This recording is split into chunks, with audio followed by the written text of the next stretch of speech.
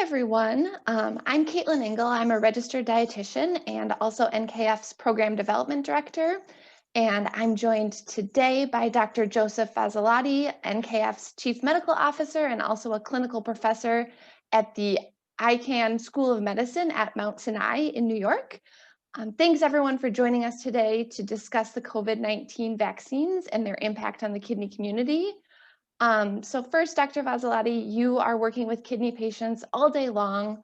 What specific information regarding COVID-19 vaccines do you feel that people living with kidney disease should be aware of? Well, first, thank you very much for that introduction. I want to welcome everyone, and I'm thrilled that we're here today to talk about the COVID-19 vaccine, or vaccines, I should say more properly. This is a huge achievement for science that took a year's time, and really less than a year since we've had the first wave of the pandemic in this country in March and April. I think the main purpose of today is to help you get a little comfortable with information about the vaccine. Some of you probably feel absolutely committed to having the vaccine. Others are absolutely sure that you do not want the vaccine, and probably many of you have uncertainty about what the best decision is for you in your unique circumstance.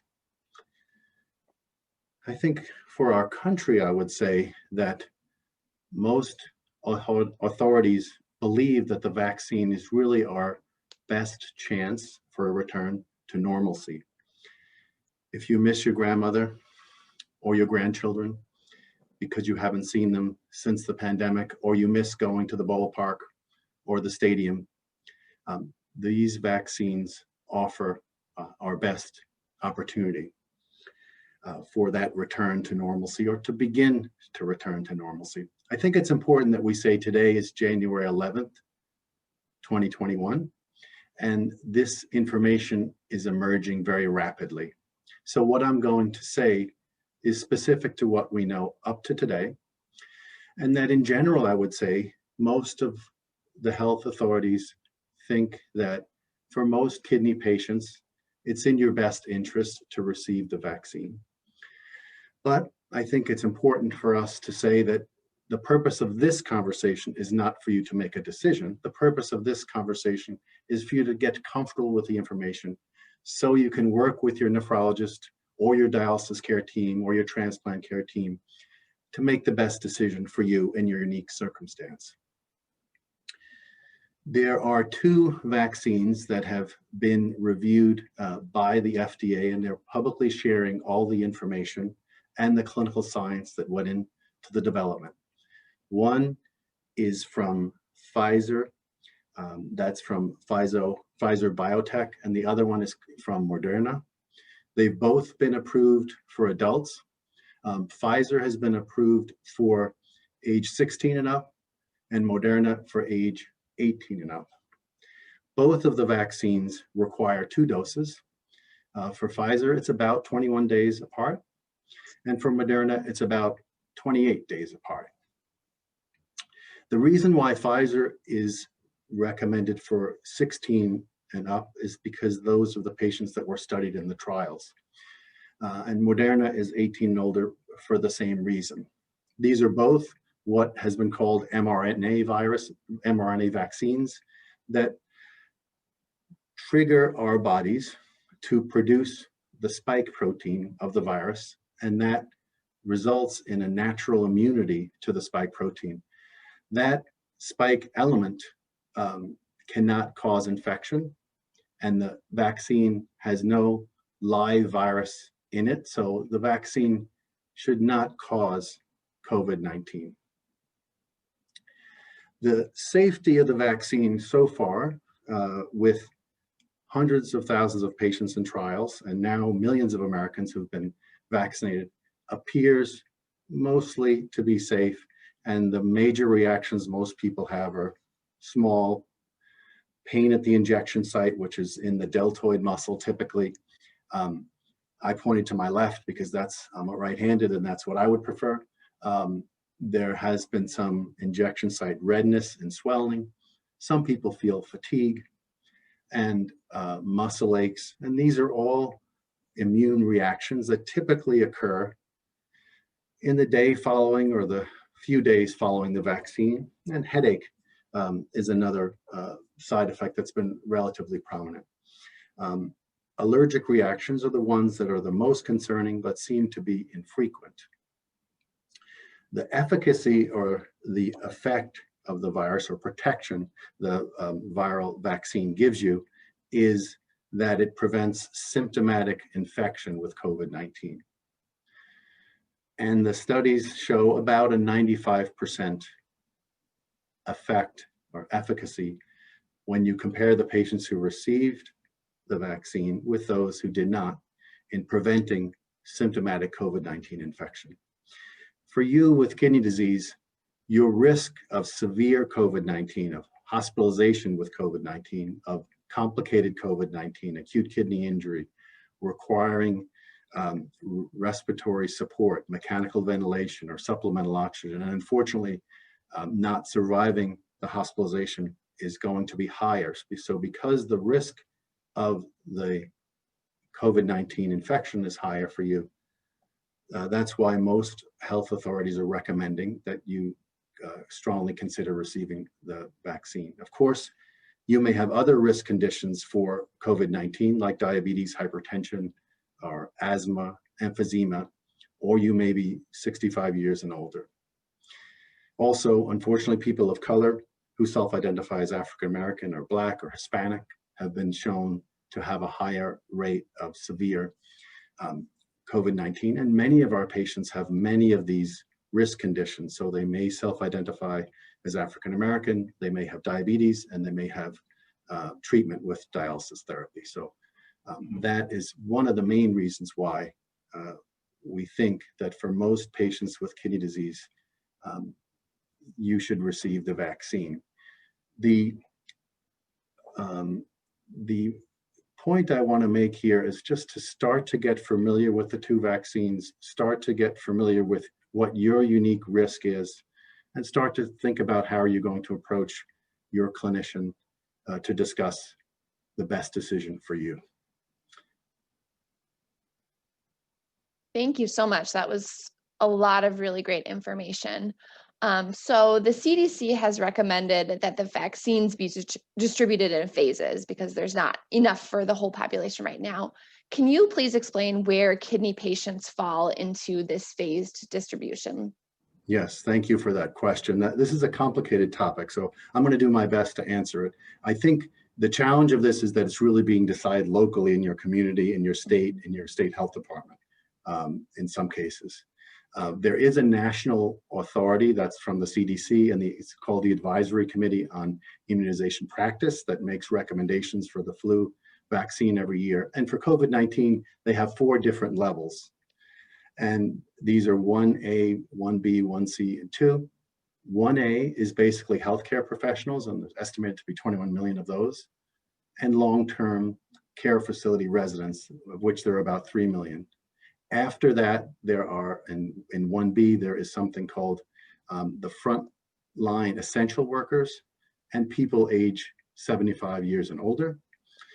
And then in 1C, the third category, we have people 65 to 74 years of age and younger people with high risk medical conditions, like chronic kidney disease, for example, or the need to be treated with dialysis or kidney transplant.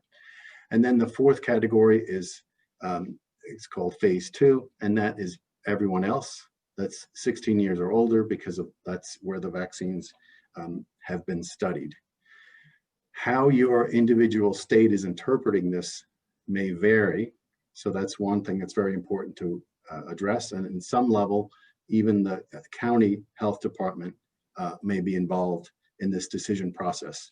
I think you should know, and it may be worth your review, that the National Kidney Foundation has made a statement on December 17th, 2020 on kidney patient prioritization for COVID-19 vaccines and therapeutics, which recommended that patients be advanced with kidney disease to a higher level from the 1C. So in short, The third phase, 1C, would be for most kidney patients based on the CKD guidance, except those who are 75 years and older, which would be in 1B.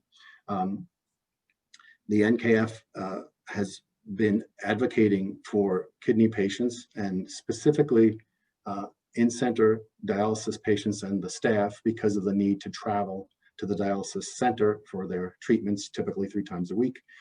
That potential risk is the reason why those patients are prioritized the highest, followed by home dialysis patients, transplant patients, immunosuppressed patients with chronic kidney disease, and other CKD patients. So I think that it's important for you to know that this may all change as time marches on, and maybe we'll have some changes in how the vaccine is allocated at a national level that will come in the future that will help address some of this local differences, and that leads to some confusion, I think, in where you fit.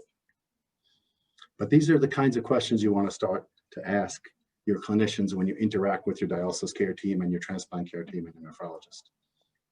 So the best place to get information on your availability is probably either from your healthcare professional or your state or local health department, it sounds like. That's great. Thank you. And then do you have any, before we get to audience questions, do you have any other thoughts about the vaccine or messages you want to share with our viewers? I know we have a lot of great questions and we want to get plenty of time for that. Well, I think there is some uncertainty, particularly for kidney transplant recipients, because they haven't been in the trials to a large degree that have been published to date. So there is some uncertainty in that area.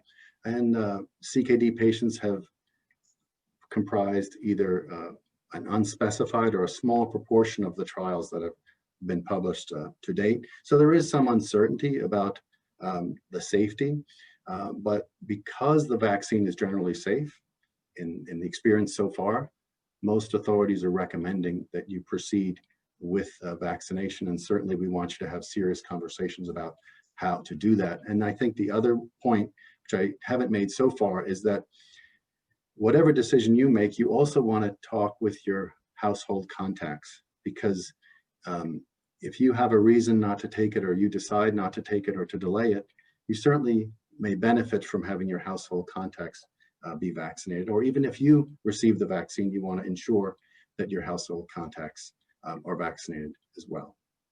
Thank you. That's great. So related to what you just said, one of our first questions is that can you explain why the vaccine wasn't tested in transplant or the dialysis community? Is there any reasoning behind why there isn't research, and when can we expect more research specifically around the vaccine safety in these groups? Yeah, that's a very good question. I really cannot speak for the scientists and the clinical investigators that did an incredible amount of work in the last year to move this forward. Of course, now it's easy for me to say that I wish that they had included kidney patients in their studies, but hopefully we're going to be able to get more information about that as we move forward. There will be more trials, and if you decide with your clinician that you, the patient with kidney disease of whatever type, are going to receive the vaccine, the other thing that you can do is you can get engaged. You can, the CDC has a V-Safe or vaccine safe enrollment, or you can report any symptoms that you may have, so we can start to build our knowledge about the experience of the vaccine for patients with kidney disease. That's great. Thank you. So another good question that just came through was when it's available to me, if I'm feeling sick, should I wait and say I have the vaccine scheduled? Should I wait to get vaccinated until I'm feeling healthier, or is it okay to get that vaccine when you're feeling under the weather? Yeah, I think it really depends on what kind of illness that you have. So if you have an illness that may be another infection, like a fever, you could have a flu, you could have, for all we know, you could have, unfortunately, SARS-CoV-2 or the COVID-19. It would definitely be in your interest to delay that vaccination. but you should certainly talk with your healthcare professional about that decision, about the timing. Some of the trials have excluded patients who had previous infection with COVID-19 and got immune suppression, or prednisone or dexamethasone or oral steroids as part of the vaccination. Most of the recommendations are that if you do have COVID-19 in the past 90 days, you should avoid vaccination until you recover.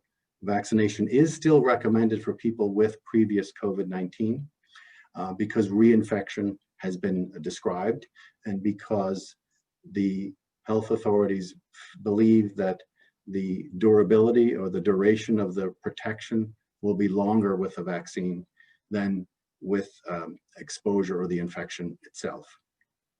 Thank you. That's great. Another really interesting question is how, if at all, will the COVID vaccine impact finding a match for transplant? Like if I get the vaccine, will that affect me being able to find a match in the future? Yeah, thank you for asking that question. I think it's important, if you're getting evaluated for a kidney transplant and you're looking forward to receiving a living donor transplant in the future, try to get the vaccine before you receive the transplant. And in general, it's recommended that both doses of the vaccine, whichever one you get, whether it's Pfizer or Moderna, should be completed at least 2 weeks before the timing of your transplant. That's to allow your immune response to occur and your immunity to be developed before you get immunosuppressed from the transplant. So I think that's an important aspect.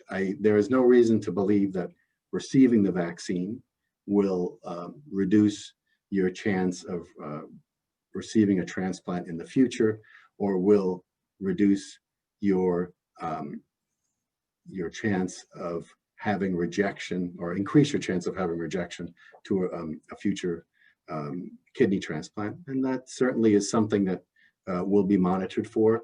The other thing that patients are often concerned about is that if they have a kidney transplant already, will the vaccine cause a rejection or cause a problem with the kidney transplant? And there's no evidence that that is the case, but that's something that will have to be monitored, because it hasn't been studied very much, but most authorities in transplant think that that's not likely to be the case. Thank you. That's great. Can you talk a little bit about, I guess it's kind of related to how the vaccine works.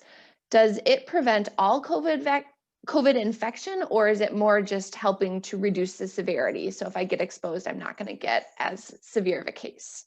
Yes, thank you. That's a great question. So that 94 to 95% efficacy of the Pfizer and biotech vaccine and the Moderna vaccine really applies to symptomatic COVID-19. So it only applies to if you get sick and then you get tested. Those patients you're less likely who get vaccinated than those who are not vaccinated to have that. It doesn't say that you're less likely to get infected at all, or less likely to be infected and have an asymptomatic or just feel well. And as many of you know, one of the challenges of COVID-19 has been that so many people become infected but feel well and are not aware of it. And unknowingly, they infect others. And that's why we've been talking so much about the public health precautions and the wearing of the mask and the distance and the washing of the hands. So even after I get vaccinated, I should continue to do those things so that I don't, if I do get exposed and I'm asymptomatic, I'm not continuing to spread COVID-19. Yes, and we can hope for the future that we may have vaccines that will help prevent that asymptomatic spread, or feeling well spread, if you will. But right now, we don't have that protection. So we'll have to continue the public health precautions, the mask wearing, the washing of the hands, and the keeping at least 6 feet of distance. Yeah, that's great. Thank you. How about kidney donors? Do they, like if I'm a previous kidney donor, do I have any priority in terms of when I get vaccinated, or if I'm otherwise healthy, am I falling into that group too? I think that kidney donors, we could in general, probably we could say have a pre-existing condition in terms of donating. I think that's probably reasonable. We haven't specifically addressed that. If a living kidney donor has an other reason like asthma or older age, for example, or has developed diabetes, of course, that other indication would be the reason that would justify prioritization for the vaccine. Thank you. Let's see what else we have. Can you talk about side effects for people who, if you know this, and I know we don't have that many people with kidney disease that have gotten the vaccine, but any reported side effects specific to those people with kidney disease that have gotten the vaccine that you're aware of? No, I'm not aware of any specific data yet, but that data is being collected now, and the National Kidney Foundation may be in touch with you for surveys or to collect that kind of data. And I hope that you'll participate if you receive the vaccine in data collection to help us understand. But most of the reactions have, like I said, have been really local, with pain at the injection site, sometimes redness and swelling. Headache and fatigue and muscle aches can also follow. I think the thing that we want to be careful about is what we call anaphylaxis or severe allergic reaction. So if you've had a severe allergic reaction to a vaccine in the past, that's something you definitely want to work with your clinicians about in terms of whether it's safe or not for you to proceed. The CDC, I've seen guidance about not only, of course, if you have the first dose of the COVID-19 vaccine and you have a severe reaction, then that would be a reason not to get the second dose. But also a polysorbate apparently is one of the elements of the vaccine, and that allergy, if there's a known allergy to polysorbate, that would be another reason to avoid or vaccination, or certainly to discuss that very carefully with your clinicians before making any decisions. Great, thank you. Should people consider getting tested for COVID-19 before they get vaccinated just to make sure they aren't infected and asymptomatic? And that's a very good question. I think that that's something you should probably work with your clinician to address. Certainly if you're symptomatic, you would want to postpone the vaccination and have testing for COVID-19, perhaps testing for influenza and other infectious conditions as well. But there is no recommendation other than if you feel well, you know, it's reasonable to proceed. Of course, if you have some kind of surveillance done for some reason, you know, some people are being tested frequently for travel or for other reasons, and you have a positive test, that's something that generally would delay your vaccination, but that's something you should discuss with your healthcare professional. Thank you. That's helpful.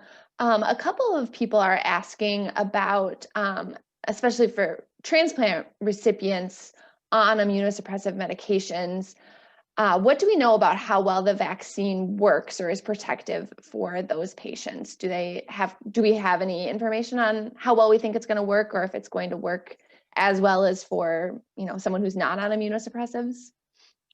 I think that data will be emerging soon, but based on other vaccinations, it's generally recommended that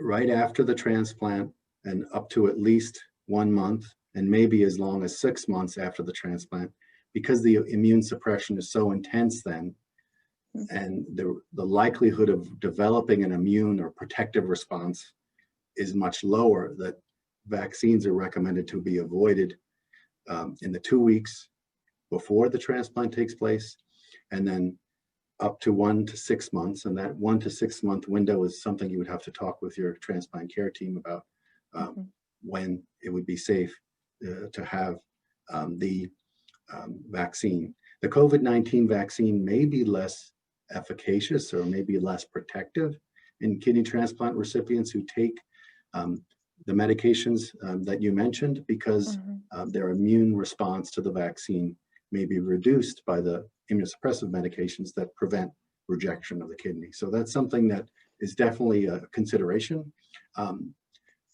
Most transplant authorities and the American Society of Transplantation has a very nice COVID-19 vaccine fact sheet that's relatively up to date and is being revised that explains this in much more detail. And I think I would refer you to that. And the National Kidney Foundation website also has a lot of helpful information about vaccines, kidney disease, and COVID-19. Yeah, thank you. And I believe those links are going to be shared in the chat box on the webinar and also in the comment box on Facebook for everyone to be able to find those. Speaking of that vaccine fact sheet from AST that you just mentioned, one of our viewers has already read it, and they noticed that it said that these vaccines are unlikely to trigger rejection episodes. But this person is curious how we've come to that conclusion without having transplant patients in our trials or doing much research on the vaccine specifically in transplant patients. So can you talk a little bit about how we came to that conclusion, or how researchers came to that conclusion? I think that conclusion was achieved because of the mechanism of the vaccine, that it stimulates. It's an mRNA vaccine, that are single-stranded mRNA that stimulates our immune system to produce the spike protein. So then our immune system responds to that spike protein and confers or gives us protection or immunity. That process is not thought to interfere with the processes that are associated with rejection. There are some medications, for example, that can potentially affect immune responses that can trigger rejection, and the vaccine, because of the way it works, isn't thought to do that. And there may be other reasons too that I'm not aware of, and that's something, we'll look forward to having one of these with a transplant expert. And so we'll look forward to having this discussion in more detail, and we'll invite you to future Facebook Lives that will be convened by the National Kidney Foundation. Thank you. That's very helpful. Another question that we just got is around, post-vaccination, do I need to, isolate or protect myself in any way, or avoid like going to other medical appointments or other activities after getting the vaccine, or can I kind of proceed with all that other care? Yeah, that's a very good question. Thank you for asking. I think in general, it's a good idea to look at the CDC website. There's some, in addition to the National Kidney Foundation website, the CDC has some specific information for you about the vaccine. But because the vaccine doesn't contain any live virus, and because the vaccine stimulates you to produce this spike protein, which is not the complete virus, it can't cause infection, you can go about your usual business. But I would say that although you should feel some confidence that you have more protection, even beginning a week or so after the first dose, you may start to have some protection. You should still continue to be careful and wear your mask and keep your distance and wash your hands frequently, as you've been doing all along. Great, thank you. After vaccination, will people be tested for antibodies to make sure the vaccine is working?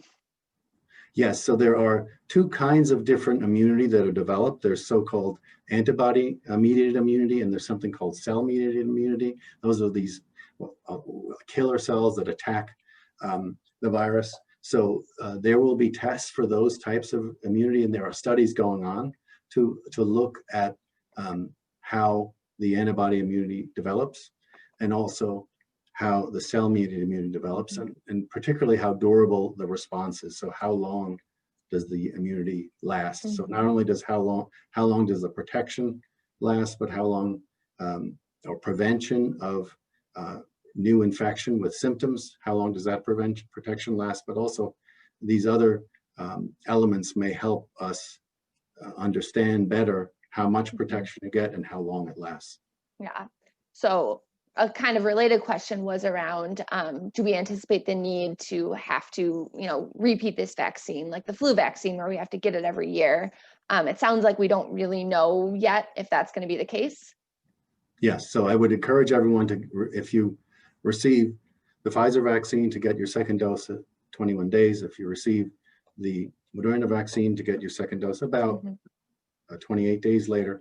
And in the future, it may be that we have to receive other vaccines. It may be that we have to receive, or we're recommended to receive, both an influenza or flu shot and a COVID-19 shot. It's possible that may be some kind of a routine that we have in the future.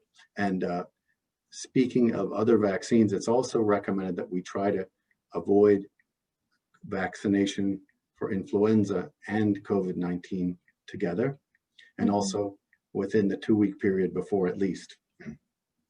Great, thank you. Here's another interesting question. So this person says they lost a kidney to kidney cancer, but this question might also apply to, kidney donors who only have one working kidney that, is kind of compensating for not having two. Is there any indication that the vaccine will be hard on someone who only has one working kidney? This question comes up a lot, and I think I would say, first, if you have one kidney because you had kidney cancer, you should, of course, work with your clinician to be tested for kidney disease. Did you develop kidney disease, or maybe you had kidney disease before you developed kidney cancer? So, of course, that would put you at increased risk for severe COVID-19, and that would increase your motivation to want to receive the vaccine. There's no reason to believe that your response, if you're not immune suppressed or you don't take immune suppressing medications, that your response would be any less robust than someone else who donated a kidney, or maybe even someone else in the general population.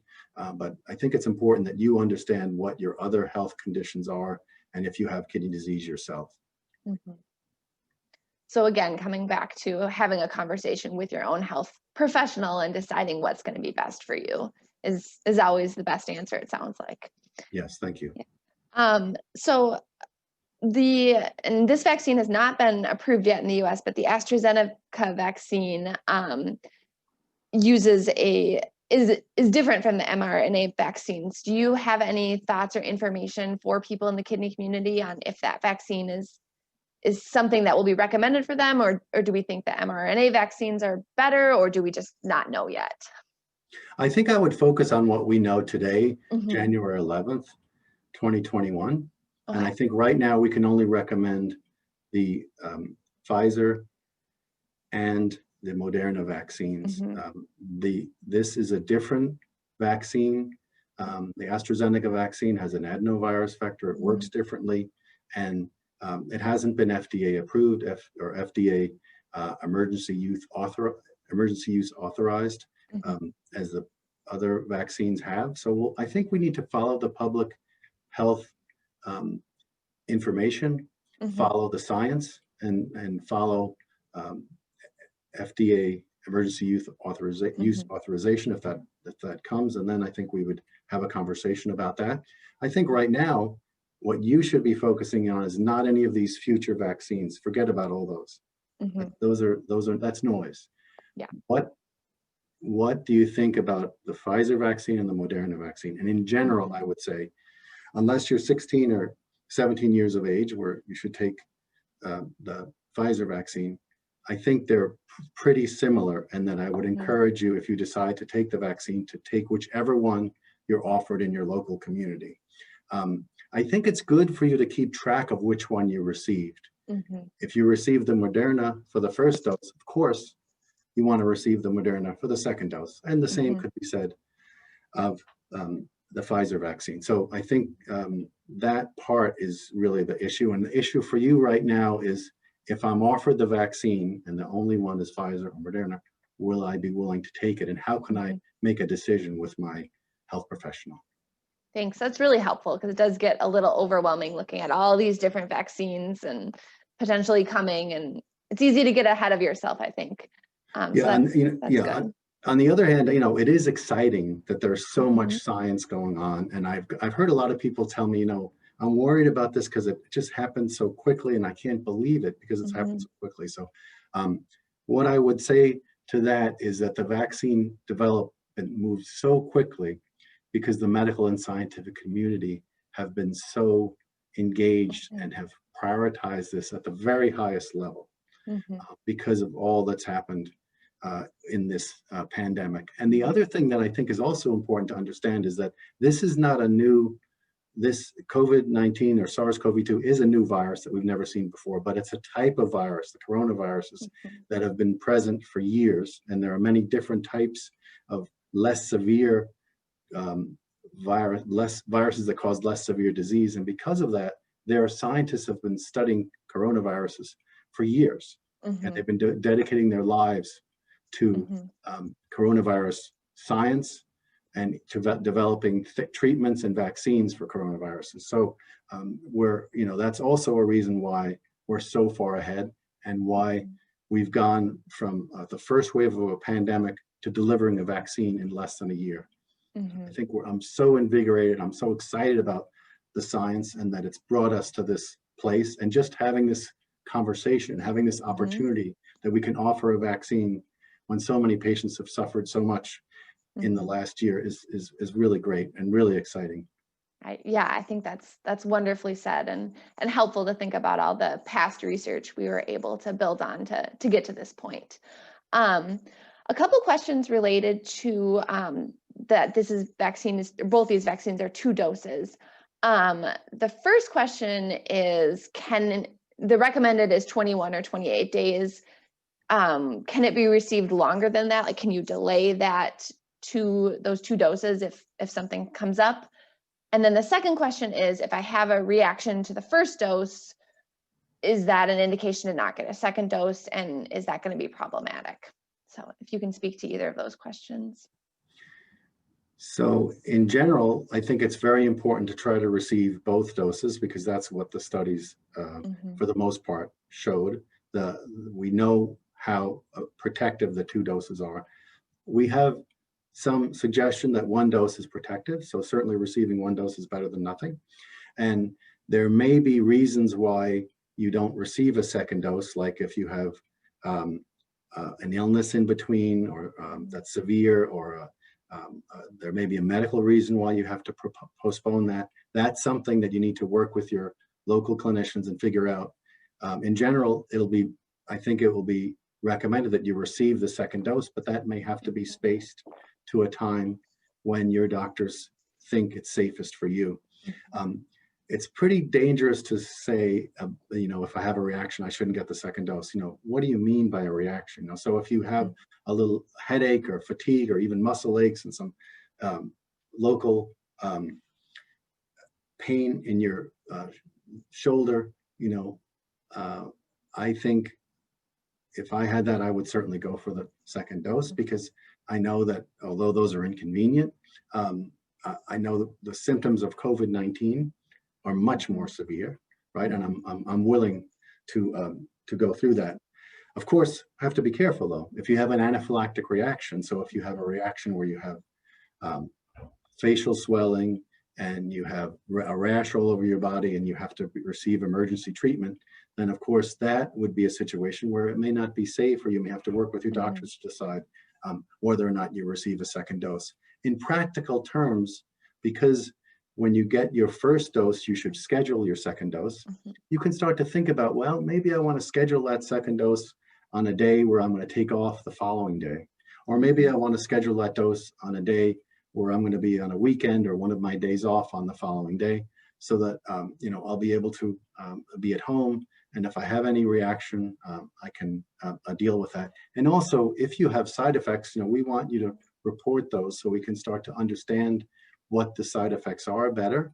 We've gone from hundreds of thousands to millions of people, so we're going to have more information. I think you can help the system, help knowledge, help us understand what the side effects are. So I think we have to be careful about distinguishing allergic reactions and serious ones from local site pain, headache, and most of the local site pain, the headache, and the muscle aches that follow are generally mild to moderate, and they're generally not severe in most of the cases that are reported. So it could be that if you had a very severe reaction, that would be something you want to talk with your clinician about in terms of repeat second dose. Thank you. That's really helpful. Things to think about. And I know we're just about out of time. But before we go, I'm wondering if you're comfortable sharing, have you been offered the vaccine, and what was your rationale if you chose to take it or not, and your experience with it so far? So I did take the vaccine on December 21st. Honestly, I had some misgivings, and, I was a little conflicted about it because I sort of felt privileged. I was working in a hospital setting at the time, and I was pleased to see the person in front of me was a person of color who worked in housekeeping, so that made me feel good. And I also got a phone call about an potential exposure I had while I was online to get the vaccine. So for me, I decided that I was ready to take that first vaccine. That my second dose is scheduled on Wednesday, so I'm looking forward to that. I think that for me, it's about preventing severe COVID-19 for me, for my family, for my patients. Potentially this hopefully will keep me well and will protect me. But I also did it for another reason, and that is a lot of people, patients, some nurses and others said to me that they were a little concerned and they wanted to see how I did first before they got their own vaccine. So, I think that having people in your community who have received the vaccine, talking with them, maybe that will give you, a comfort level, and hearing how they did with their vaccine experience. Hopefully that will help us move forward in general. Yeah, thank you. Thank you so much for sharing. I know it's a very personal decision, but we appreciate you talking a little bit about it. So we are going to wrap up here, but before we go, and you've touched on a few of these things, but is there anything else you'd like to share with us about what NKF is doing to protect people with kidney disease from the impact of COVID-19? Any closing comments? I think that's a big question, and we have a little time, but if you look on the NKF website, there's a site called NKF Advocacy COVID-19 Response, and you'll hear about all the wonderful things dating back to March to up to very recently, that include things like ensuring that you have your healthcare professionals and your patients, and certainly in dialysis clinics, have personal protective equipment, that we have equipment in hospitals to manage patients who have acute kidney injury from COVID-19, that vascular access surgery to prepare for dialysis, and that kidney transplant procedures are prioritized in hospital settings as much as feasible in the midst of this pandemic, that we don't have discrimination for the allocation of intensive care services for patients with kidney disease, and all the way up to more recently, the prioritization of the COVID-19 vaccine that we talked about earlier in the hour. So a lot of great information, a lot of fantastic advocacy. And I want to thank you for being part of the National Kidney Foundation. I want to thank people living with kidney disease who are part of this advocacy. You're part of what transpired, and what the impact that the government relations team has to move forward and coordinate with health agencies and to give kidney patients a voice. Yeah, thank you. That's a great point. And yeah, thank you everyone listening who's raised their voice and helped us advocate for kidney patients. We also have our NKF Cares line as a patient helpline if anyone has questions and needs help. That number is 1-855-NKF-CARES. And we also have our peer mentoring program, which is available across the country for people who are looking for peer support, as well as online communities. We can share a lot of those links, and they're also on our website. And since we're out of time, and I know we had a lot of questions we weren't able to get to, I just want to let everyone know that we'll be getting back to you directly, responding to comments on Facebook and emailing people who had questions on our webinar. So if your question didn't get answered, we will be in touch to get you the information you need. And in the meantime, just visit our kidney.org/coronavirus page for more information. Thank you so much, Dr. Vassalotti. It's always a pleasure to chat with you, and thank you to everyone who watched and submitted questions. we will continue to share more information as it becomes available. Yeah. Yeah. So